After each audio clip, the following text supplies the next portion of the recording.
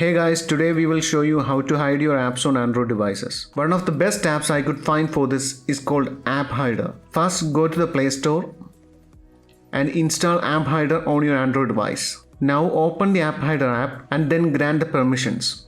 And then you will see a message saying tap plus icon to hide or dual apps. Tap on the plus icon and it should take you to the list of all the third-party apps installed on your device. Now tap on the app you want to hide. Then you will see a pop-up asking if you want to import the app to App Hider for dual or hide the app. As you can see, the app is successfully imported.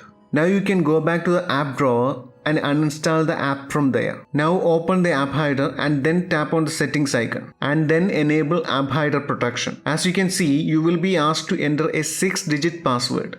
Now you will be presented with your password and an option to use your fingerprint to unlock App Hider. Here I am going to choose not to use fingerprint unlock and hit confirm. This should bounce you back to the app drawer. Here you can see that there are two calculator apps. One of them is App Hider in disguise.